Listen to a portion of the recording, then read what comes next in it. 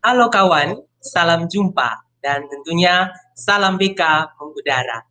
Pada kesempatan yang baik ini, saya akan membagikan sedikit cerita tentang suka dan dukanya menjadi guru bimbingan dan konseling. Namun sebelumnya saya ingin perkenalkan diri. Saya Pak Uden, guru bimbingan dan konseling di SMA Negeri 1 Waingapu.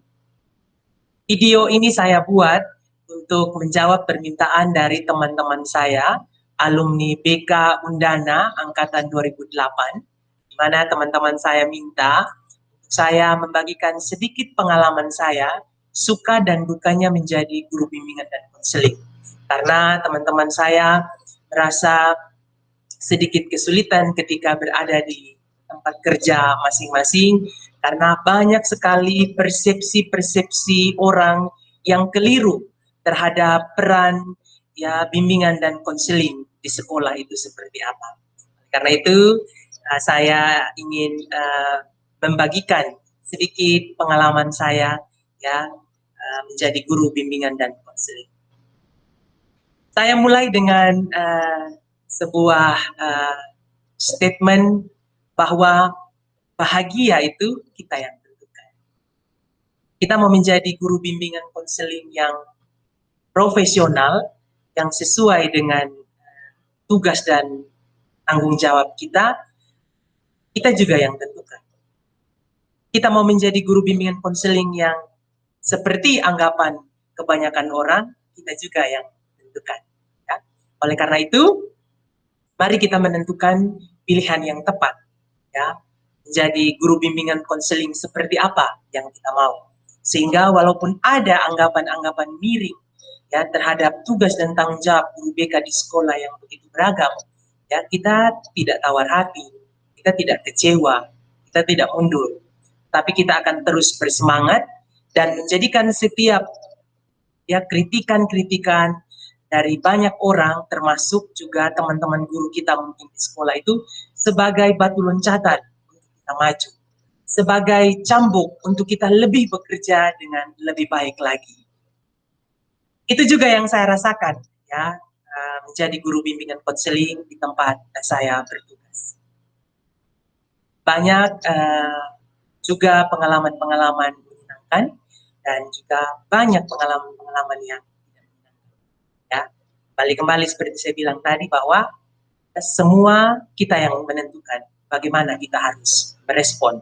Ya, ketika ada orang-orang yang mengatakan bahwa guru BK itu tidak ada kerja di sekolah, tidak tahu datang ke sekolah untuk apa, tidak punya tujuan yang jelas, tidak mengajar dan lain sebagainya. Bahkan ya guru BK itu seperti polisi sekolah, ada juga guru BK yang diperlakukan seperti satpam atau security di sekolah. Jadi tugasnya setiap hari menunggui peserta didik dan mengurus peserta didik yang terlambat di gerbang. Ya, guru BK yang tugasnya keliling dan kontrol-kontrol kelas. Dan masih banyak lagi ya perlakuan-perlakuan yang demikian terhadap ya, guru BK di sekolah kita masing-masing. Saya mulai dengan cerita yang menyenangkan. Kita harus mulai dengan cerita yang senang-senang dulu, kurang lebih begitu ya. Apa sih yang membuat saya senang jadi guru? Saya percaya bahwa ini adalah anugerah dari Tuhan. Tuhan memilih saya secara khusus jadi guru bimbingan. Karena tugas kita adalah secara khusus membimbing, bukan mengajar. Mengapa saya katakan demikian? Karena saya belajar dan bertumbuh setiap hari dari pengalaman-pengalaman bersama dengan adik-adik peserta didik. Setiap kali saya hadir dan membantu mereka mengatasi kesulitan-kesulitan yang mereka alami, saya juga sebenarnya sementara belajar di sana. Belajar melihat bahwa persoalan hidup ini sangat kompleks. Persoalan hidup ini banyak sekali. Dan cara penyelesaiannya juga sangat beragam. Itulah yang saya katakan mengapa ya bahwa saya belajar dan terus bertumbuh dari pengalaman-pengalaman ya ketika membantu adik-adik peserta. Persoalan lain ya yang membuat saya begitu sangat senang menjadi guru bimbingan dan konseling karena saya merasa hidup saya berguna, bermanfaat, arti bagi orang lain. Jika saya memposisikan diri ya menjadi teman cerita bagi mereka yang mengalami kesulitan, yang mengalami masalah, ya, membantu mereka mengatasi kesulitan-kesulitan yang mereka alami, ya mendengarkan mereka, ya yang mungkin ya tidak didengarkan, ya, bahkan mungkin didengarkan, tapi porsi didengarkan itu sangat kecil, ya sangat sedikit. Kita hadir untuk menjadi teman cerita yang baik bagi mereka. Dengarkan keluhan-keluhan mereka, ya hal-hal yang menyenangkan bagi mereka, hal-hal yang tidak menyenangkan, bahkan juga menjadi teman cerita mereka terhadap kekonyolan-kekonyolan mereka ya. Kita hadir di sana, mendengarkan mereka, memberikan mereka semangat, memberikan mereka support ya, hadir dan memberikan dukungan bagi mereka ya, untuk hal-hal yang mungkin membuat mereka sangat begitu menyenangi hal tersebut ya, tetapi banyak orang yang tidak setuju atau tidak sependapat dengan hal ini. Itulah kurang lebih ya alasan-alasan mengapa saya sangat senang ya berada bersama dengan adik-adik dalam tugas dan tanggung jawab saya sebagai guru bimbingan. Saya maknai bahwa tugas dan tanggung jawab kita sebagai guru bimbingan konseling itu sendiri. Tentu teman-teman semua tahu kompas itu ya manfaat atau gunanya. Kompas adalah penunjuk arah agar di tengah-tengah kebingungan mencari arah ya dapat menentukan ya jalan keluar, ya, dapatkan jalan yang terbaik. Adik-adik peserta didik di usia remaja saat ini tentu banyak sekali mengalami masalah, banyak sekali kesulitan-kesulitan yang dihadapi. Karena usia ini adalah masa di mana mereka mencari jati diri, masa memutuskan ya, ke depan mereka akan seperti apa. Mereka jadi baik esok hari, ya, itu karena keputusan yang mereka ambil. Mereka menjadi tidak baik esok hari, itu juga karena keputusan yang mereka ambil saat ini.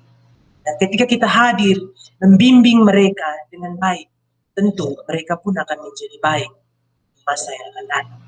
Dan ketika kita hadir, tidak membimbing mereka dengan baik, tentu mereka juga tidak akan menjadi baik di masa yang akan datang. Oleh karena itu, peran dan tugas kita ya, dalam membimbing mereka adalah tugas yang tidak mudah, tugas yang berat. Tapi jika kita maknai dengan baik, tugas dan panggilan kita, saya percaya, maka sekecil apapun bantuan dan dukungan yang kita berikan bagi adik-adik akan menjadi berarti bagi mereka. Ketika mereka mungkin mengalami kesulitan dengan hal pribadi, dengan hal-hal yang bersifat sosial dalam relasi mereka dengan orang lain. Dalam hal belajar, ketika mereka mengalami kesulitan dengan cara belajar mereka, dan lain sebagainya. Mungkin juga ketika mereka mengalami kesulitan bagaimana memutuskan ya akan menekuni pilihan karir apa seperti ya yang mereka inginkan ya atau yang seperti orang tua inginkan di masa yang akan datang. Kita juga hadir di sana berikan bantuan kepada mereka. Dukungan atau bantuan sekecil apapun yang kita berikan bagi mereka, saya percaya itu sangat berarti. Peran dan tanggung jawab kita itu berat di sekolah. Kalau ada teman-teman yang mengatakan bahwa kita tidak punya kerja di sekolah, ya, seperti polisi sekolah, guru BK ini galak, ya pekerjaannya keliling kelas dan lain sebagainya, saya ingin katakan kepada teman-teman, jika kita memilih ya jadi guru bimbingan konseling ya, yang profesional, yang dapat menunjukkan kinerja kita, yang dapat bekerja dengan baik dan bisa menunjukkan bahwa kita ada di sekolah, kita punya tanggung jawab yang berat. Kita sama dengan guru-guru yang lain. Kalau guru-guru yang lain tugas mereka mengajar ya, agar anak-anak didik kita punya bekal ya, pengetahuan dan keterampilan yang cukup di masa yang akan datang. Kita punya peran dan tanggung jawab yang sama. Mungkin tidak di dalam bidang akademik, tetapi dalam perilaku, ya dalam sikap, dalam attitude mereka. Sehingga antara kemampuan ya, kognitif mereka ya, dan sikap mereka itu berimbang. Apalah artinya kalau adik-adik peserta didik kita itu pintar, tetapi mereka tidak punya keseimbangan ya, di dalam hal sikap, maka kita akan menjadikan mereka generasi-generasi yang punya kemampuan, yang pintar, yang mampu, yang hebat luar biasa, tapi tidak imbang di dalam hidup ini. Pola pikirnya mungkin hebat, tapi pola rasanya ya ini tidak berjalan dengan baik.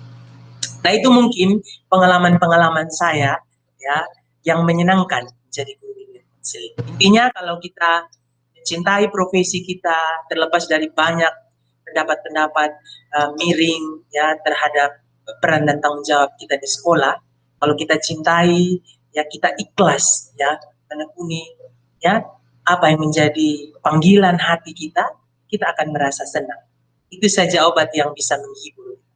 Suatu kali saya teringat akan sebuah cerita, ya, artikel yang saya baca, cerita tentang ya, sepasang suami istri, di mana setiap hari istrinya selalu merasa jengkel karena suaminya selalu meninggalkan handuk basah tempat tidur yang ia pakai ketika mandi.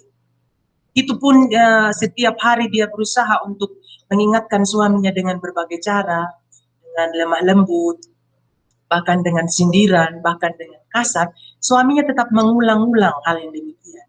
Kalau habis mandi, handuk itu dia tetap taruh di atas tempat tidur. Akhirnya istrinya berpikir bahwa sangat sulit untuk merubah apa yang sudah menjadi kebiasaan dari suami. Dia sudah berupaya dengan sekuat tenaga, tetapi sepertinya ya, tidak ada jalan keluar. Akhirnya dia memutuskan, dialah yang merubah cara dia memandang situasi. Setiap hari ya dia angkat handuk yang suaminya pakai ya setelah mandi dan ditaruh ke tempat tidur lalu dia pergi jauh. Itu sudah setiap hari dia melakukan hal itu dengan sepenuh hati sambil berkata bahwa tidak apa-apa dia melakukan demikian. Anggap saja handuk basah itu adalah karpet atau permadani yang ia akan tumpangi nanti menuju ke surga. Jadi setiap hari ketika dia melakukan hal itu, dia percaya bahwa karpet itu akan semakin lebar, permadani itu akan semakin indah, dan itulah yang nanti akan mengantar dia ke surga. Walaupun dia sudah melakukannya dengan susah payah, tapi dia tetap bersyukur akan hal itu.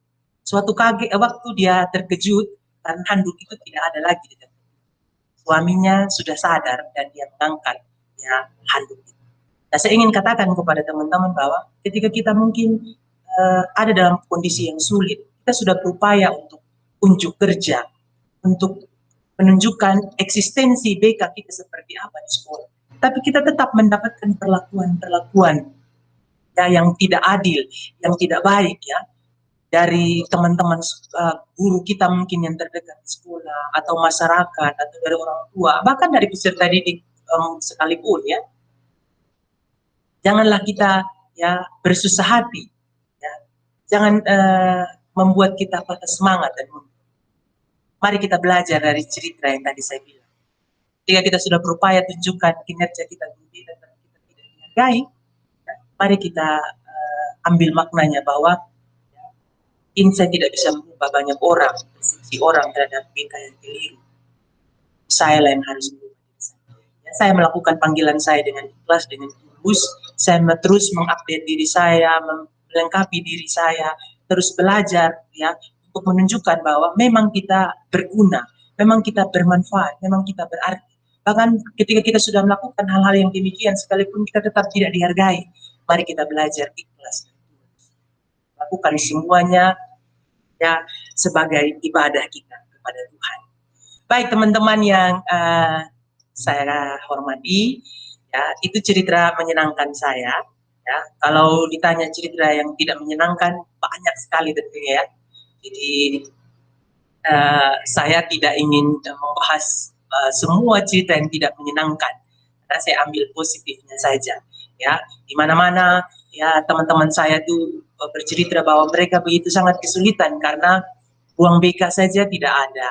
Kadang-kadang mereka harus berdesak-desakan di ruang baik, sehingga ketika mau memanggil peserta didik bimbingan, konsultasi, ya tidak bisa karena semua guru ada di situ dan hal-hal yang bersifat privasi atau rahasia itu menjadi ya konsumsi untuk banyak orang gitu ya. Bahkan ada teman-teman guru saya yang tidak punya ruang BK sama sekali. Ada juga yang punya tetap sepertinya di gudang gitu ya. Tetap semangat teman-teman ya. Ada juga pengalaman teman-teman guru BK yang diperlakukan seperti security atau satpam sekolah ya. Selalu ada di gerbang untuk tunggu anak-anak yang terlambat dan lain sebagainya. Ikhlas aja teman-teman. Jika kita sudah berupaya untuk kasih tahu bahwa tanggung jawab kita bukanlah hanya sebatas itu, ya kita ikhlas saja, kita percaya itu ibadah. Nah, tujuan mulia kita adalah untuk adik-adik. Ketika kita mungkin harus mengelilingi kelas untuk mengontrol dan mengecek adik-adik peserta didik, ikhlas saja adalah bagian dari perjuangan dan dedikasi kita yang tinggi pada kemajuan lembaga pendidikan tempat kita mengabdi dan juga bagi kemajuan adik-adik peserta didik kita. Kalau ada teman-teman guru yang bilang kita tidak punya kerja, asik ya kamu guru BK tidak buat RPP, ya tidak mengajar dan lain sebagainya, ya santai saja. Ya walaupun memang sebenarnya kalau harus bicara jujur, siapa sih yang tidak sakit hati gitu ya ketika kita ada tetapi dianggap tidak ada sih ya, kayak judul sebuah lagu lagi ya. Sebagai kekasih yang tidak dianggap ya, kurang lebih begitu. Santai saja begitu. Tidak usah kita memberi respon yang terlalu berlebihan mungkin menurut hemat saya. Dulu saya juga sih begitu ya, saya marah sekali, jengkel sekali. Tapi setelah saya suatu waktu membaca artikel yang saya cerita tadi, situ saya menjadi sadar gitu. Oh ternyata pengalaman-pengalaman demikian kalau saya lakukan pada saya, ya itu ya permadani yang akan membawa saya ya, ke surga seperti dalam cerita tadi. Oke ya teman-teman ya, saya pikir cukup pengalaman suka dan dukanya menjadi guru bimbingan konseling. Kalau mau bilang pengalaman susah dan sulit banyak sekali ya, sulitnya jadi guru BK. Ya tak seindah seperti yang dibayangkan ya. Ketika kita kuliah dulu, ya kita ada dalam hal yang sangat ideal, tetapi nyatanya di lapangan seperti itu. Ya, sekarang kembali kepada diri kita. Mari kita terus memperlengkapi diri kita untuk terus juga belajar, mengupdate diri, menunjukkan kerja kita sehingga ya sesulit apapun ya tanggung jawab dan pekerjaan kita di sekolah kita akan lakukan itu dengan sepenuh hati. Saya berharap teman-teman saya tetap bersemangat dalam panggilan mulia ini. Jangan kasih kendor ceritanya, jangan kasih kendor ya, tetap semangat. Kita percaya bahwa ya, Tuhan akan selalu memberikan kita kekuatan dan kemampuan untuk berjuang. Salam BK mengudara. Semoga video saya yang menginspirasi teman-teman ya untuk tetap berjuang ya dan bersemangat. Di kesempatan-kesempatan yang berikut saya akan membagikan pengalaman-pengalaman saya yang lainnya, termasuk ketika berbagi informasi dengan adik-adik peserta didik. Saya juga akan bagikan ya pengalaman-pengalaman dan hal-hal apa yang saya lakukan ya di sekolah sebagai bentuk ya dari unjuk kerja kita sebagai guru BK. Sampai jumpa di lain kesempatan. Salam bimbingan dan konseling mengudara. Bye-bye.